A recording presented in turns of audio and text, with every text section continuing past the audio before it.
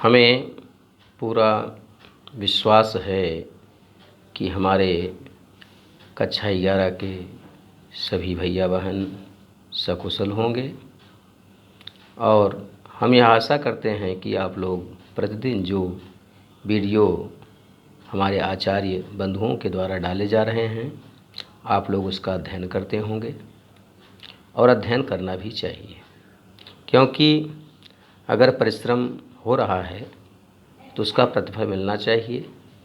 अगर नहीं मिलता है तो कष्ट होता है। इसलिए आप लोगों से आग्रह है कि अगर आप लोग अब तक ना पढ़ रहे हों किसी कारणवश, तो अब कम से कम आप लोग प्रतिदिन जब भी वीडियो जाए उसको पढ़ना प्रारंभ कर दें, क्योंकि यह समय बहुत महत्वपूर्ण है। जब समय निकल जाता है तो दोबारा फिर नहीं आता।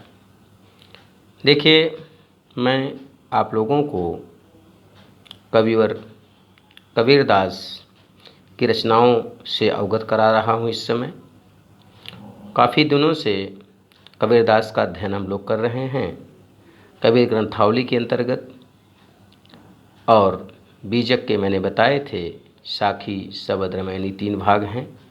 उसमें आज हम जो रामायणी है, जिसे हम पदावली के नाम से जानते हैं, उसके 5वें पद को हम लोग देखेंगे, पढ़ेंगे और समझेंगे। देखिए, 5वां पद क्या है कि हम न मरब मरी हैं संसारा, हम न मरे मरी हैं संसारा, हमको मिला जियावन हारा।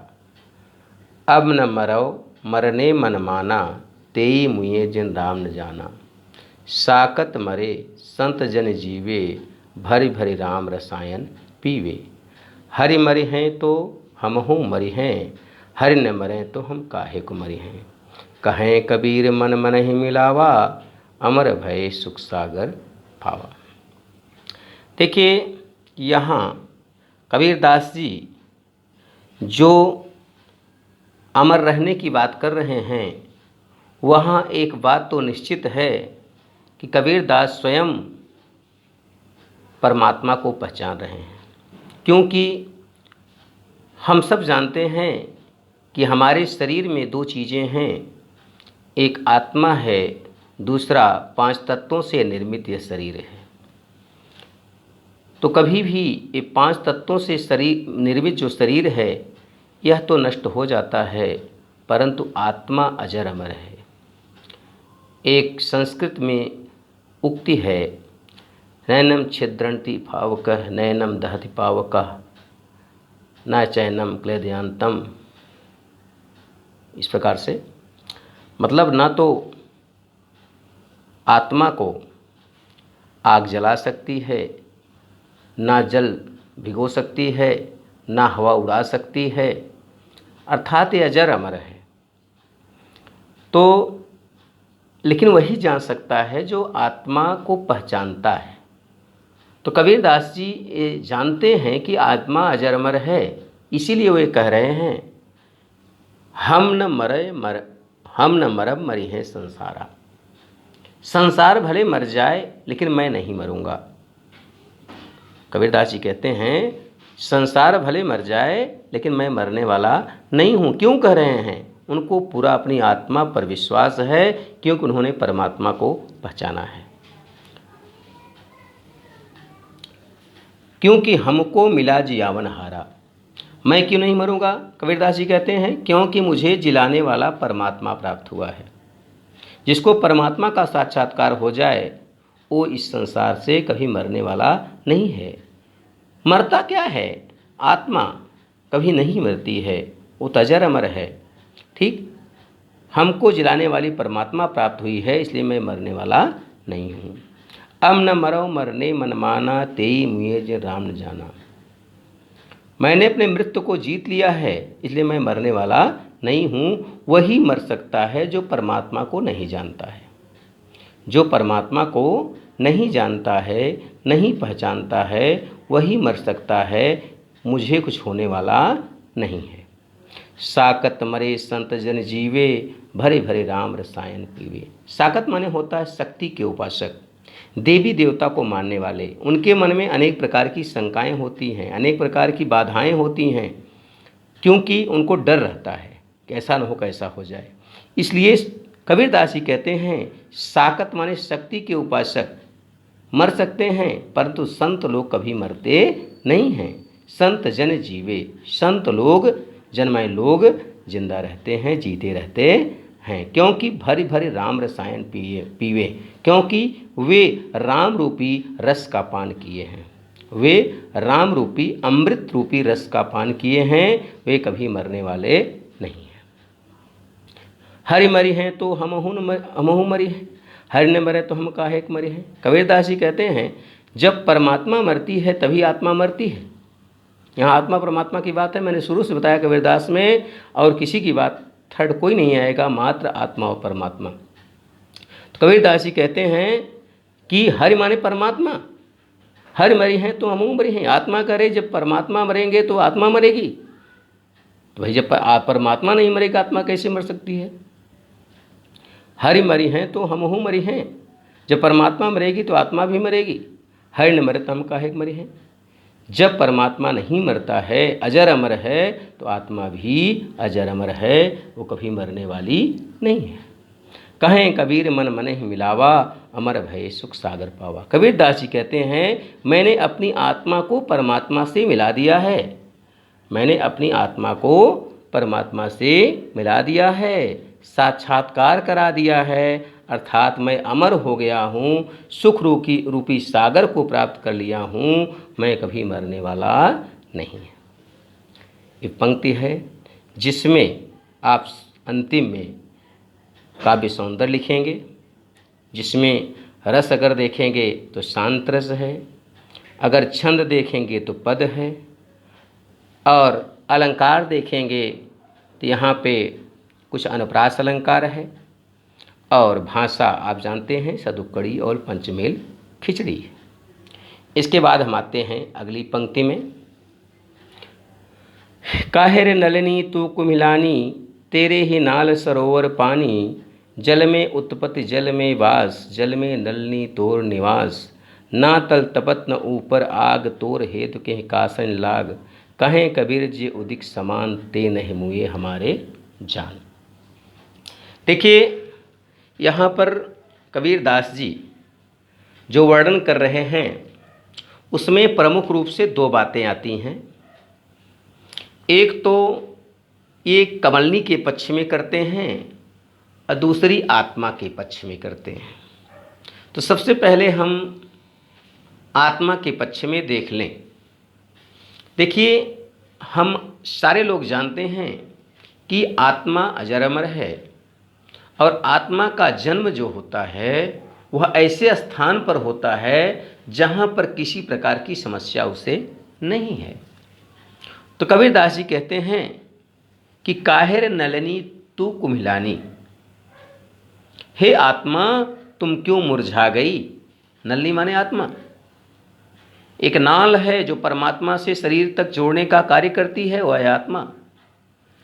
तो कबीरदास जी कहते हैं हे आत्मा तुम क्यों मुरझा गई, तेरे नाल सरोवर पानी, हे आत्मा तुम जहाँ रहती हो उस तालाब में उस सरोवर में पानी है, सूखा नहीं है, तो क्यों मुरझा गई हो। जल में उत्पत्ति जल में वासा, जल में नलिनी तोर निवासा, हे आत्मा तुम जल में उत्पत्ति जल में उत्पन्न होती हो, जल में वासा जल में रहती हो, और जल में ही तुम्हारा अंत होता है। अंत तो होता ही नहीं, जल में ही रहती हो, जल में कार्य होता है, और अंत में जल ही में चली जाती हो। अना तल तपत न ऊपर आग, तोर हेतु के कासन लाग। ना तो तुम्हारे नीचे तपन है, न ऊपर से आग बरसती है। ना तल तपत न ऊपर आग, न तल तपता है न ऊपर आग बरसती है। तो आप बताइए कि आपके ऊपर किसकी निगाह लग गई, किसकी नज़र लग गई, जिस कारण तुम मुरझा गई हो। कबीरदास जी कहते हैं कहें कबीर जी उदिक समान। कबीरदास जी कहते हैं जो उदिक माने चंद्रमा के समान होता है, वह कभी उसका मृत्यु नहीं होता, उसका अंत नहीं होता है। हम इसको एक बार ससंदर्भ देखेंगे, किस प्रकार से हमको इसको व्याख्या करनी है, क्योंकि ये कबीरदास की पंक्ति का अंतिम चरण है। तो ध्यान देंगे कि कबीरदास जी किस प्रकार से इसका वर्णन करते हैं। सबसे पहले जब भी हम व्याख्या करेंगे हम 4 चरण पर ध्यान देंगे। हम तो 5 चरण बताते हैं। सबसे पहले आप कभी भी जब व्याख्या करना है तो सबसे पहले आप लिखेंगे बिंदु। तो वहाँ पे आप लिखेंगे प्रारंभिक और अंत बिंदु, काहे रे, उसके बाद डैश डैश डैश हमारे जान। ठीक, उसके बाद फिर आप लिखेंगे संदर्भ। संदर्भ में क्या लिखेंगे? प्रस्तुत पंक्ति। प्रस्तुत पंक्ति हिंदी काव्य के, प्रस्तुत पंक्ति हिंदी काव्य के बीजक के पदावली नामक कविता से अवतरित है। पदावली नामक कविता से अवतरित है, उद्धृत है या लिया गया है। इसके रचयिता भक्ति काल के ज्ञानाश्रयी काव्यधारा के प्रमुख कवि कबीरदास जी हैं। ये आपका संदर्भ हो गया। प्रसंग क्या है? प्रस्तुत पंक्ति में कबीरदास जी ने आत्मा को दुखी देखते हुए उसे अच्छे रास्ते पर लाने का प्रयास किया है, अर्थात उसको समझाने का प्रयास किया है। व्याख्या देखें कि कबीरदास जी कहते हैं कि काहे रे नलिनी तू कुम्हिलानी, हे कमलनी रूपी परमात्मा, हे कमलनी रूपी परमात्मा, तुम क्यों कुम्हिला गई, क्यों मुरझा गई। तेरे ही नाल सरोवर पानी, जिस तुम्हारा नाल जिससे लगा हुआ है, जिससे जुड़ाव है, उस स्थान में, उस तालाब में क्या है? पानी है। उस तालाब में पानी है। यहाँ तक ही नहीं, जल में उत्पत्ति, जल में वासा। देखिए ध्यान दीजिएगा, दोनों की बातें हैं। चाहे कमल हो चाहे आत्मा हो, दोनों का जन्म जो है जल में ही होता है। कमल का जन्म भी जल में होता है और आत्मा का जन्म भी जल में होता है। जल में उत्पत्ति, जल में वासा, और दोनों जल में रहते हैं। कमल भी जल में रहता है और आत्मा भी जल में। जल में नलिनी तोर निवासा, और आत्मा भी जल के बीच में रहती है और उसी में अंत उसका होता है, दूसरा शरीर धारण करती है। और वही बात कमलनी का है, कमल भी जल में ही अंत होता है, उसका कहीं जाने की आवश्यकता नहीं है। ना तल तपत न ऊपर आग, आत्मा के ऊपर न तो आग है न नीचे जलता है। उसी प्रकार से कमलनी के ऊपर ना कोई नीचे न तपता है, न ऊपर कोई आग बरसती है। तोर हेतु के कासन लाग, ये बताइए तब क्या कारण है कि तुम मुरझा गई हो, किसकी नज़र तुम पर पड़ गई है। कहें कबीर जी उदिक समान, कबीरदास जी कहते हैं जो सूर्य के समान होता है, जो प्रकाश के समान होता है, जो कभी नष्ट नहीं होता है, ते नहीं मुए हमारे जान। जो सूर्य के समान होता है उसका कभी अंत नहीं होता है, वो हर समय जीवित रहता है। जैसे सूर्य हमारे आप में देखने में लगता है कि सूर्य अस्त होता है, सूर्यास्त नहीं होता। हमारे आपके देखने का भ्रम है, क्योंकि आपके यहाँ अगर दिन होता है तो कहीं रात होती है, अरे आपके यहाँ रात होती है तो कहीं दिन होता है। इसका मतलब सूर्य का अस्त होता तो सूर्य तो एक ही है ना, सूर्य एक ही है, बस अंतर है पृथ्वी के चलने की दिशा के आधार पर। पृथ्वी के सामने सूर्य आएगा तो दिन होगा, और सूर्य के पीछे पृथ्वी हो जाएगी तो रात्रि हो जाएगा। इसी प्रकार से यह आत्मा जब शरीर में रहती है तो वही जीवात्मा रहती है, यही शरीर से निकल जाती है तो मृतात्मा बन जाती है। इस प्रकार से उदिक माने जिस प्रकार से सूर्य कभी अस्त नहीं होता, वह हर समय चमकता रहता है, वैसे आत्मा का कभी अंत नहीं होता, वह हर समय भ्रमण करती रहती है और हर समय लोगों को एक प्राण देती है, एक जीवन देती रहती है। इस प्रकार से आपका ये व्याख्या हुआ। इसके बाद है काव्य सौंदर्य। ये काव्य सौंदर्य में मैंने पहले बता चुका हूँ कि यहाँ पे सबसे पहले छंद तो वही होगा, पद होगा, और रस वही आपका शांत रस होगा, और भाषा सदुक्कड़ी या पंचमेल खिचड़ी होगी, और अलंकार आपका होगा उपमा अलंकार होगा, उपमा अलंकार होगा। इस प्रकार से कबीरदास की रचना का एक पाठ्यक्रम आज पूरा हुआ। इसके बाद हम लोग अगले नेक्स्ट दिन जो है अगले चैप्टर को पढ़ेंगे। धन्यवाद।